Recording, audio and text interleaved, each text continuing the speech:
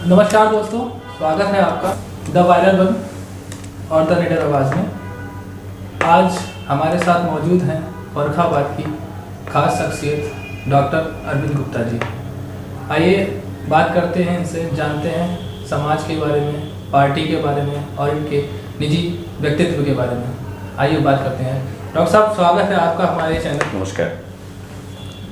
तो आप की जर्नी बताइए। आपका काफ़ी नाम सुना है फर्रुखाबाद के अंदर। आपने स्टार्टिंग कहाँ से की थी समाज सेवा की? देखिए, मैं सन 2009 में फर्रुखाबाद में आया। यहाँ आने के बाद मैं सर्जन हूँ। जब ऑपरेशन करता हूँ तो अब चूँकि सभी लोग आते हैं तो मेरा मैं मरीज़ के साथ एक व्यवहार मेरा है कि मैं मरीज़ के साथ केवल मरीज़ की तरह ही नहीं, उसके परिवार की तरह अटैच हो जाता हूँ। तो फिर वो अपने घर की हर चीज़ बताता है। डॉक्टर साहब, बिटिया की शादी नहीं हुई, डॉक्टर साहब इस बार खेती में नुकसान हो गया, डॉक्टर साहब इस बार जो है बीमारी आ पड़ी है।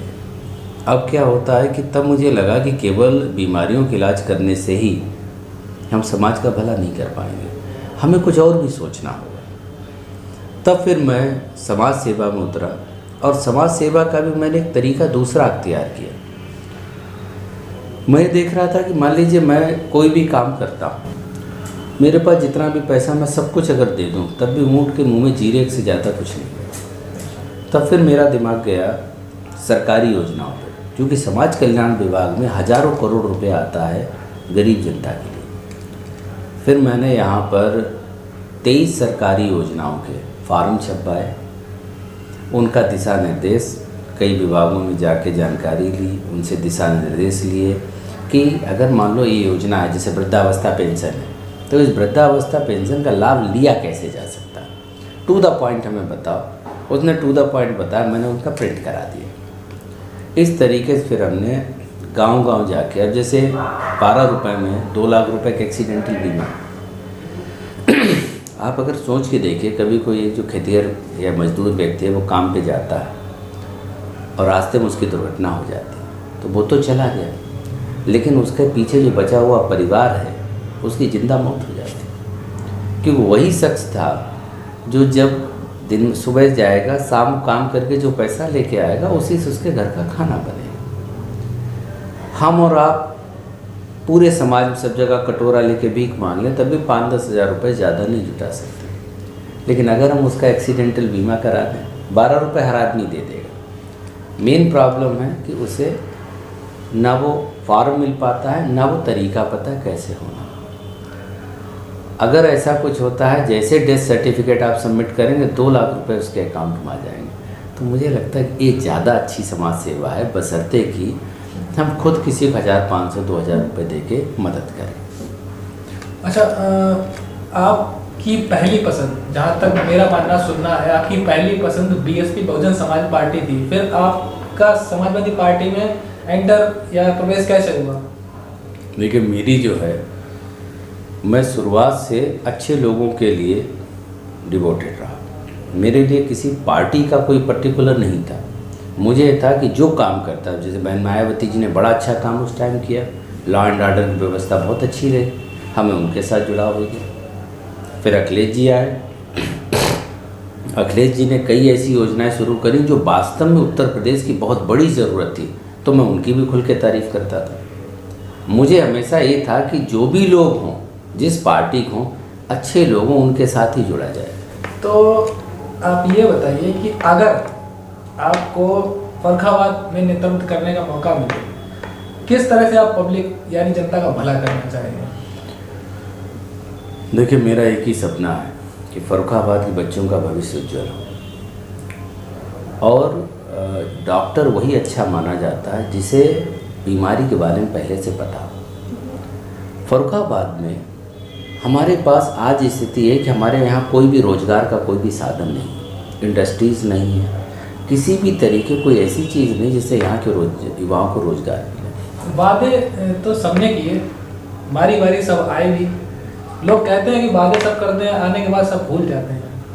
आपका इस पर क्या विचार है? मैं उसी पे आ रहा हूँ। पहले हमें ये देखना होगा कि फर्रुखाबाद में आखिर पोटेंशियल है कहाँ पे। फर्रुखाबाद को एक बड़ा पोटेंशियल है, वो है यहाँ का धार्मिक टूरिज्म। यहाँ पे श्रृंगी रामपुर है, बहुत अच्छा धार्मिक स्थल है, नीम करोरी धाम है, संकिसा है, कंपिल है, गंगा घाट है, श्रृंगी रामपुर। अगर ये जो धार्मिक आपके स्थल हैं, इनको हम बहुत अच्छे से टूरिज़्म के लिए प्रमोट कर दें, जैसे संकिसा में तो पूरे विश्व के लोग आते हैं, तो कितना बड़ा रोजगारों का हम सृजन कर सकते हैं, पहली चीज़। दूसरी चीज़, यहाँ हमारे यहाँ सदवाड़ा था, गुंडे और नेताओं की अराजकता की वजह से वो सदवाड़ा पूरा उजड़ गया।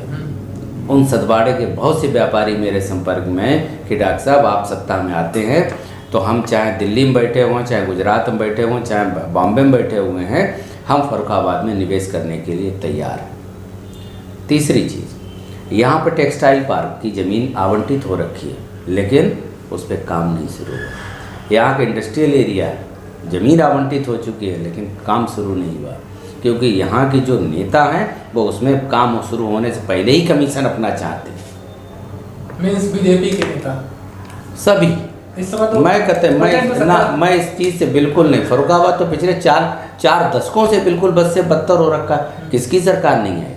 क्या कांग्रेस की नहीं थी? क्या बसपा की नहीं थी? क्या सपा की नहीं थी? क्या भाजपा की नहीं थी? सभी की थी।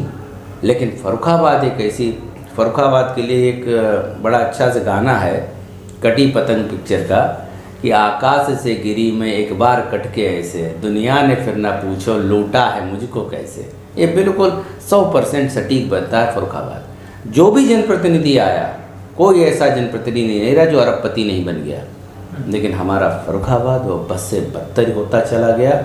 आज स्थिति है कि उत्तर प्रदेश का सबसे पिछड़ा जिला फर्रुखाबाद है। मतलब आपका कहना है कि किसी भी नेता ने फर्रुखाबाद को अपना नहीं माना और अपना समझ के काम नहीं किया, काम ही नहीं किया, बल्कि केवल राम मनोहर लोहिया जी को छोड़ के। राम मनोहर लोहिया जी ने यहाँ पे गंगा और रामगंगा के ऊपर वो पुल बनवाया जिससे फर्रुखाबाद में बहुत बड़ी कनेक्टिविटी का जो इश्यू था वो राम मनोहर लोहिया जी ने उसे सॉल्व किया था।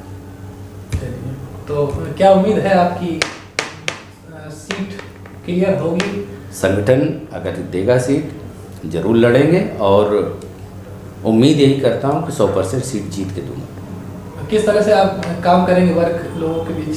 देखिए, हमारा जो है, हमारे हर बूथ पे हमारे बूथ अध्यक्ष हैं, उसके साथ सक्रिय सदस्य हैं। हर 10 बूथ पे हमारा एक सेक्टर प्रभारी है। हर 10 सेक्टर प्रभारियों के ऊपर एक सेक्टर पर्यवेक्षक है और उन सब के ऊपर हमारा एक मुख्य जो पर्यवेक्षक होगा। मैं इन सब में जो सबसे ज़्यादा मतलब मेरी अपनी भूमिका रहेगी वो रहेगी बूथ अध्यक्ष। मैं अपने बूथ का मैं खुद बूथ अध्यक्ष हूँ, तो मैं सबसे निचले पायदान पे अपने कार्यकर्ताओं के साथ बैठ के, वहाँ का मंच पे नहीं बैठेंगे, मंच पे जो पदाधिकारी वो बैठेंगे, बूथ अध्यक्ष नीचे बैठेगा, वहीं से मजबूती देगा। नहीं, वो तो संगठन सब में होता है। बूथ अध्यक्ष जो है एक मजबूत रीढ़ की हड्डी माना जाता है संगठन की।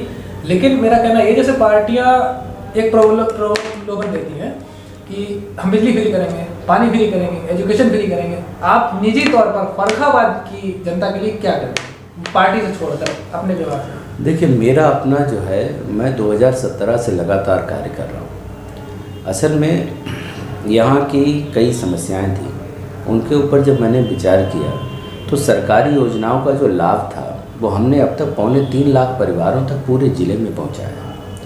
उन्हें कितनों को लाभ मिला या नहीं मिला, ये मैं पूरा डाटा मेरे पास नहीं, लेकिन कितनों तक हमने योजनाएं पहुंचाई हैं इसका डाटा मेरे पास है। दूसरा क्या है कि यहाँ पे रात में अगर किसी भी डॉक्टर के यहाँ इमरजेंसी में जाते हैं, किसी भी हॉस्पिटल जाते हैं, तो मान चलिए 5-6 हज़ार रुपये का आपका खर्चा आ जाए। तो फिर मैंने उसमें क्या किया, एक इमरजेंसी मेडिकल किट तैयार करी।